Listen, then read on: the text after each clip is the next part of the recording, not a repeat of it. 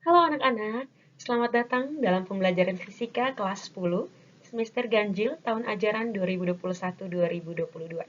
Dan juga selamat datang di SMA Regina Pacis Bajawa.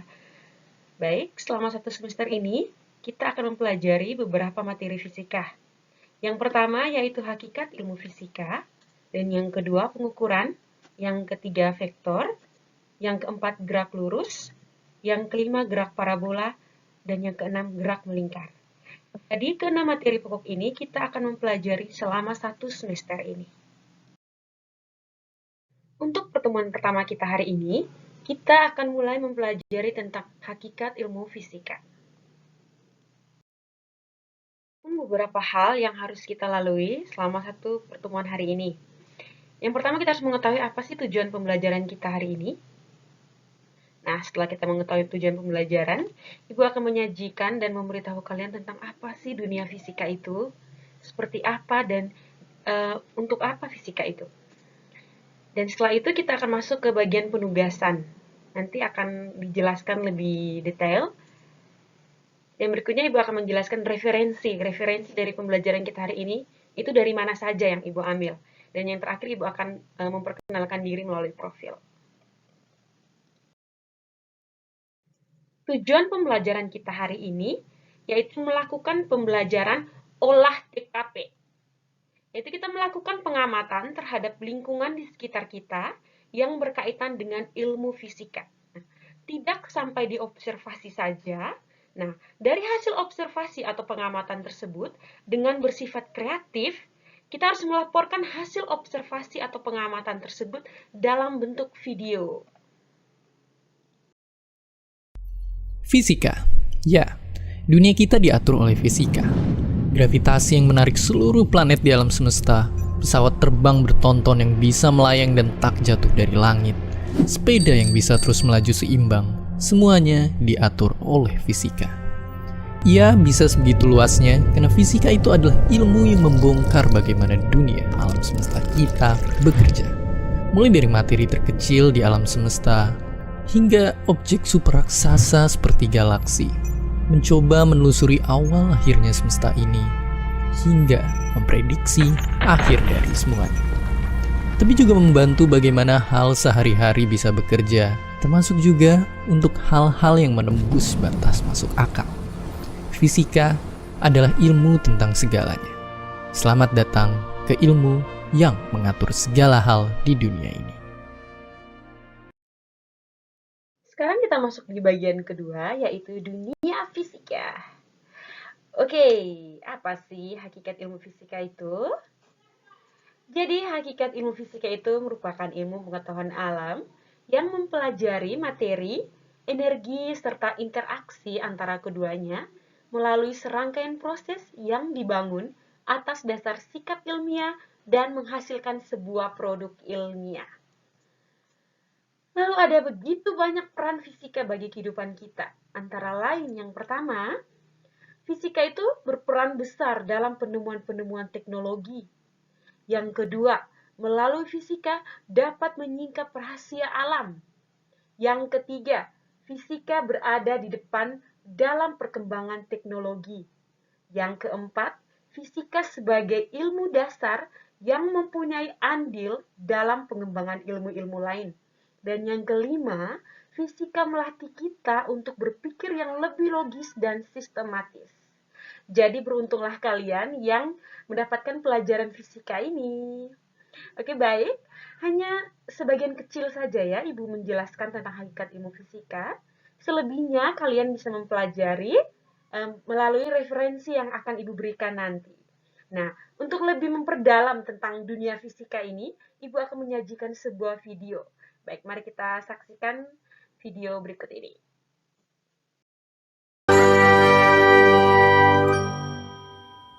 Bayangkan mempelajari fisika itu kayak kalian menjadi detektif. Dengan jejak-jejak yang ada, kita menelusuri kenapa suatu fenomena bisa terjadi. Begitulah cara Newton menemukan bahwa dunia ini diatur oleh kekuatan hebat tak terlihat bernama gravitasi. Ia hanya mencoba menjadi detektif, tapi kasusnya adalah alam semesta. Itu baru satu, masih banyak yang lain.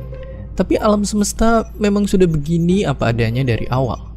Hanya kitalah yang perlu menemukan peraturan-peraturannya dengan terus mengikuti jejak-jejak misteri yang ada, seperti halnya Newton.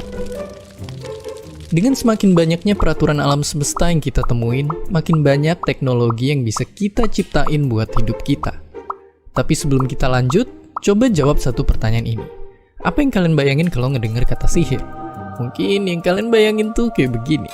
Tapi percaya nggak percaya, lewat fisika sebenarnya sihir beneran itu bisa diciptain. Wifi, GPS, atau telepon itu nggak kelihatan. Tapi hal yang nggak kelihatan ini bisa bikin kita ngomong telepati sama orang di bagian dunia lain tanpa ada sambungan apa-apa.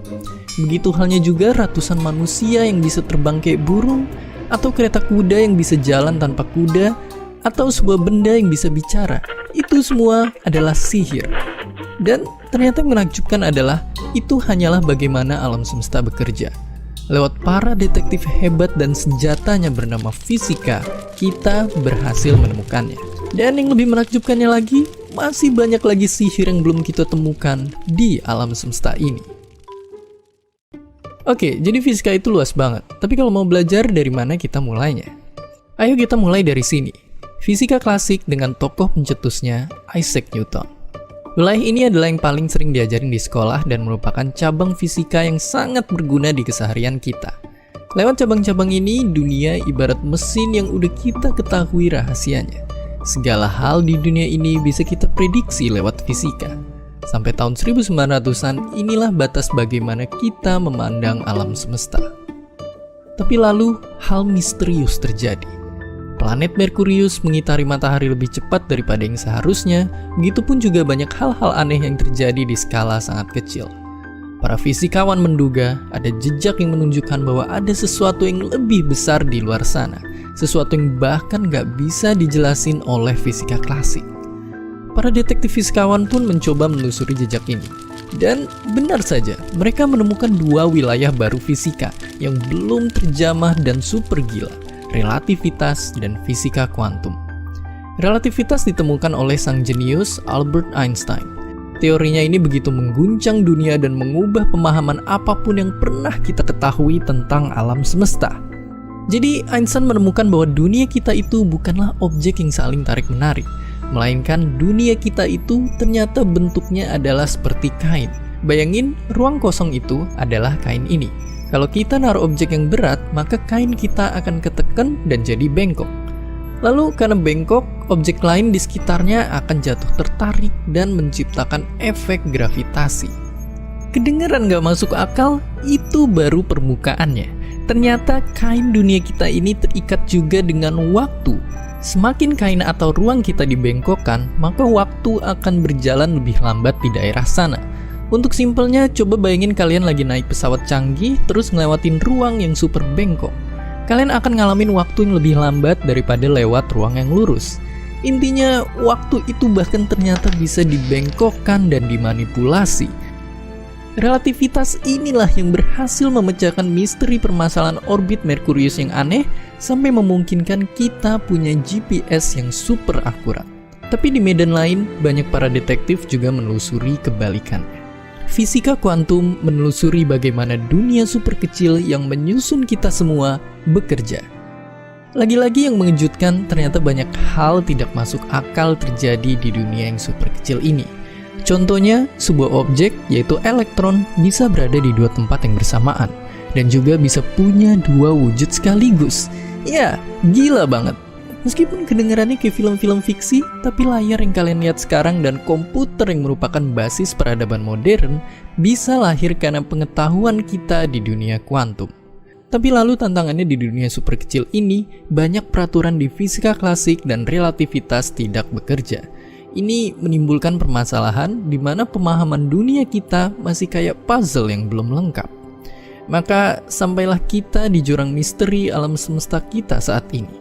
Para detektif masih terus menemukan teori yang bisa menggabungkan segalanya. Belum ada yang berhasil hingga saat ini. Masih banyak jejak-jejak misterius yang tersisa, yang salah satunya menunjukkan bahwa kita hanya baru menemukan 5% dari peraturan alam semesta ini. Jika kebanyakan detektif alam semesta adalah orang-orang luar, temui detektif semesta dari Indonesia. Pak Hussein Alatas ini mencintai fisika berkat guru SMP-nya yang mendeskripsikan fisika sebagai sebuah misteri yang besar. Lalu karena penasaran, ia akhirnya bahkan sampai beli dan membaca buku-buku fisika tingkat kuliah. Tentu saja ia tak paham saat itu, apalagi rumus-rumusnya. Tapi ia terus membaca dan membaca tanpa memusingkan satupun perhitungan. Karena begitu terpukaunya ia dengan misteri-misteri alam semesta ini yang belum terpecahkan. Dan di belakang buku-buku itulah Pak Hussein menemukan deretan nama. Deretan nama yang menginspirasi dirinya untuk menjadi detektif semesta yang hebat. Sampai ke SMA, di SMA juga masih terus punya passion mau ke fisika, ya. Terus jadi juga saya ketika beli buku itu karangan Pak Sutrisno namanya di ITB. Ya, jadi di belakangnya tuh ada nama beliau kan. Saya baca ini, wah lulusan Berkeley, ambil fisika nuklir. Wah, itu saya langsung berkhayal. Nah, satu saat saya harus seperti harus seperti beliau, gitu ya. Nah, udah jalannya waktu SMA, ya rupanya takdirnya saya masuk ke fisika ITB. Nah, ketemulah orang-orang yang dari SMP itu saya sudah baca tulisan-tulisannya. Ya, saya bisa sebut lah, ada nama Pak Sutrisno tadi, ada Pak T. Holyong, ya, ada Pak Pantur Silaban, ya. Nah, kemudian di ITB saya ketemu semua itu. Ya, nah ini kalau bahasa gaulnya apa? Dreams come true. Berjuang selama 15 tahun, Pak Hussein tak pernah lelah untuk terus bertanya dan mencari tahu tentang semesta ini. Hingga akhirnya ia mendapatkan gelar doktornya. Lalu, lewat perjuangannya bertahun-tahun meneliti terus misteri alam semesta dan juga mendidik detektif-detektif selanjutnya, Pak Hussein akhirnya diangkat menjadi guru besar. Ya, sebuah gelar tertinggi yang bisa dicapai di dunia akademik. Semua itu dijalaninya dengan satu bekal utama, kecintaannya pada misteri dalam fisika. Ia pun punya misi untuk mencetak detektif-detektif semesta berikutnya. Kalau ia jatuh cinta lewat buku, kedepannya fisika pun juga bisa diajarkan lewat film. Saya suka dengan imajinasi film Star Trek, Star Wars. Kemudian kemarin yang paling realistis itu Interstellar. Ya, itu yang paling realistis dari semua film yang ada. Terus kemarin ya Avenger. Ya. Saya tahu itu salah, fiksi. Satu hal yang begitu besar yang bisa kita pelajari dari fisika adalah selalu telusuri akarnya, seperti halnya detektif. Gak cuma untuk fisika, prinsip ini akan berguna untuk sepanjang hidup kalian. Prinsip ini jugalah yang mengembangkan fisika yang awalnya dibilang cuma sekedar teori, menjadi ilmu yang bisa begitu bermanfaat lewat ilmu teknik. Dari perjalanan luar angkasa hingga robotik. Sampai untuk membuat video game hingga kebutuhan pertahanan. Semuanya butuh bekal ilmu fisika. Dan ilmu fisikalah yang akan menjadi obor bagi para detektif semesta untuk terus mengungkap lebih banyak misteri semesta ini yang seperti makin tak masuk akal. Justru proses misteri inilah yang disebut oleh Einstein menjadi keindahan fisika. Jadi bagi kalian yang suka bertanya tentang misteri alam semesta ini, janganlah takut untuk mengejar fisika. Bergabunglah menjadi salah satu detektif semesta ini. Oke, baik. Tadi kalian sudah menyaksikan sebuah cuplikan singkat tentang fisika dalam kehidupan sehari-hari ya, tentang dunia fisika, tentang apa itu fisika dan bagaimana sih fisika dalam kehidupan kita sehari-hari. Tujuan pembelajaran kita hari ini, yang pertama tadi kan kita melakukan observasi dan yang kedua kita mempresentasikan hasil observasi dalam bentuk video. Nah, untuk menjawab tujuan pembelajaran tersebut, Ibu memberikan sebuah penugasan. Tugasnya adalah, tadi kan, olah TKP. Jadi, kalian harus memilih salah satu alat dalam rumah kalian atau peristiwa yang kalian lakukan yang berhubungan dengan penerapan ilmu fisika. Setelah kalian memilih, kalian harus melakukan penelusuran konsep yang digunakan pada alat tersebut atau konsep fisika mana yang berkaitan dengan peristiwa yang kalian lakukan atau kalian alami.